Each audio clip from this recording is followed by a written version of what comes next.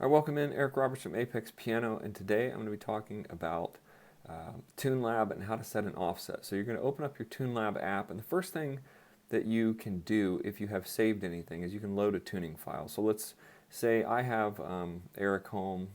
It says you currently have an offset of -7 in effect, but the tuning file you just loaded has no offset. So you say, yes, I'm going to zero the offset.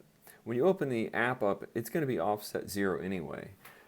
Then you're going to go to A4 or any note, and if you know the offset you want to put in, you basically on this top bar here, right under the word Fundamental 440 HZ, you take your finger and you touch it. It says Allow Offset Adjust.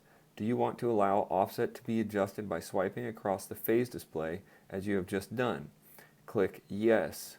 So now it turns yellow, and you can actually move your finger back and forth. So you can't see it on my screen recording, but I'm sliding my finger back and forth, and I can see that upper right hand corner. It says offset 10, offset 15. I'm just kind of sliding down, sliding down, sliding down. So that is exactly how you would set an offset. Now it will stay in offset mode, and you can just go to the next note. You can start tuning from there. Okay, let's see, go up to A4. If you save this file, I think it will save the offset in there as well.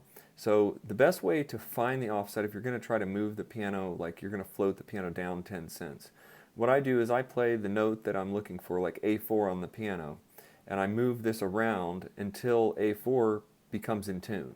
Okay, so A4 will actually become in tune just by sliding your finger around. Oh, and then you realize, oh, A4 is -15 cents. So that's how you measure the offset of any note. You play the note and you move your finger around until it gets in tune, and then you would know A4 is, say, let's say if we moved it around and it stopped here, we'd be like, oh, A4 is -20 cents.